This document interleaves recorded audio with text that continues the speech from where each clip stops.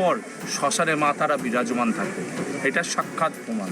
কুকুর শিয়াল একসাথে বদলে মা স্বয়ং এখানে আবির্ভূতা হন। এমন একটা পরিস্থিতি হয়, ঘটনা রাত্রিরে কুকুর শিয়াল একসঙ্গে কাঁদে, সেই তখন অনুভূতি আমরা বুঝতাম তার আমার সাক্ষাৎ বেরিয়েছে। কম বেশি সকলেই তারাপীঠের নাম শুনেছেন বা জানেন, কিন্তু আজকের এই ভিডিওর মাধ্যমে যে তথ্য আপনাদের সামনে তুলে ধরব তা হয়তো কেউ কোনোদিন দেয়নি। তারা মাঝে এখানে জীবন্ত অবস্থায় রয়েছে তার বহু প্রমাণ দেব এই ভিডিওর মাধ্যমে। এই তারাপীঠে যেমন দিনের বেলায় একরকম পরিবেশ, তার ঠিক উল্টোটা ঘটে রাতের বেলায়। রাতের বেলায় এখানে ঘটে বহু অলৌকিক ঘটনা। রাতের অন্ধকারে এই তারাপীঠ মহা শ্মশানে ঘটে এক বিরল ঘটনা। রাতে এই অন্ধকার পরিবেশের মধ্যে এক অলৌকিক আলোর জ্যোতি চিতা থেকে বেরিয়ে এসে সেবা ভোগতলায় গিয়ে অন্তর্ধান হয়, এবং সেই জ্যোতি বহু সাধু সন্তরাও দেখেছেন। আমি দেখি মায়ের অনুভূতি পায় কি পাই না, দেখছি ঠিক 12:30-1টা বাজে একটা ব্লু রে ওইখানটা দীপ দীপ দীপ দীপ দীপ দীপ দীপ দীপ করতে করতে করতে করতে ওই চিতাটার ওপরে, ঠিক ওই চিতাটা, ওই 1 নম্বর চিতার ওপরে ঠিক এসে ব্লু রেটা একটা বড় একটা আকৃতি নিল। ব্লু রেটা একটা আকৃতি নিল, তখন চোখ তখন 1টা-1:30 বাজে, কেউ নেই, শীত কনকনে শীত পড়ছে হালকা হালকা, তখন দেখছি শ্মশানে কেউ নেই, নিরিবত্ত, আর ঝিরিঝিরি বৃষ্টি পড়ছে। আমি দেখে আমি বললাম কি আছে, যা হচ্ছে আছে, আমি নিজের মতন আছি। তখন এই চিতাও চালু হয়নি। আচ্ছা, আমি তখন বসে আছি, আমি বসে থাকতে থাকতে আমি দেখলাম এই জিনিসটা একটা মেয়ে ছেলের আকৃতি ধারণ করে, মানে স্বয়ং মেয়ে ছেলের আকৃতি ধারণ করলো। হ্যাঁ। আচ্ছা, সেই মেয়ের আকৃতিটা কি রকম ছিল যদি একটু বাচ্চা মেয়ে, একদম বাচ্চা মেয়ে, একদম বাচ্চা মেয়ে। পরিহিত কি ছিল কল্পনা করা যাবে না। আচ্ছা, সেটা নিজের মধ্যেই রাখা উচিত, সেটা একটা গোপন জিনিস, তো তাকে প্রকাশ আনাটা ঠিক না মনে করি।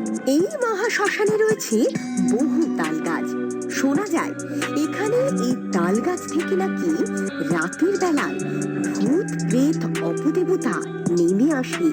তখন এই শ্মশানে যে থাকে তার ওপরে সেই অপদেবতা ভর করে, অথবা সেই ব্যক্তি পাগল হয়ে যায়।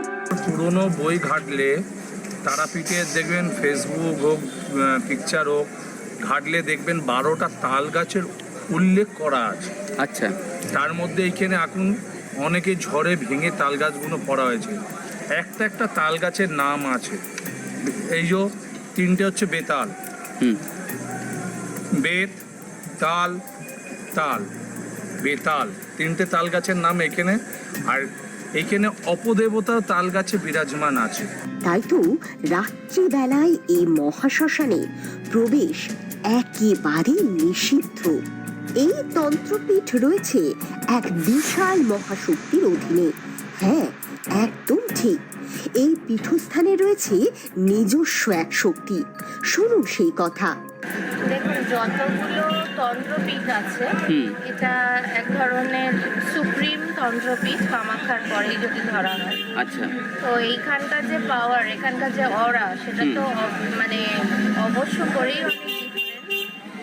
এবং প্রায় 12 বছর আমি অকাল্টিজমের সাথে রয়েছি। আমরা আজকালকার দিনে কি করি, আমাদের কাছে কেউ জিজ্ঞেস করতে এই মন্ত্রটা বলবো, আমার কি লাভ হবে, আমি পয়সা পাবো, বর পাবো, বউ পাবো, কি পাবো?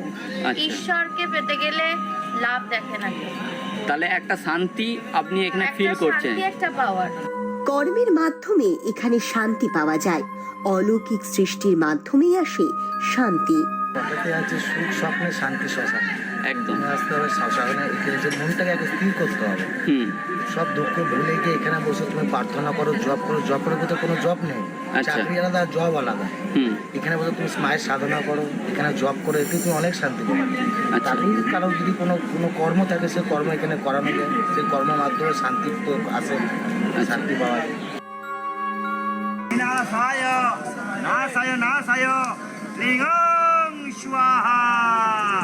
কোনো মেয়ে যদি শুদ্ধ শরীরে চুল ভুলে এখানে আসে তবে সে নাকি অপদেবতা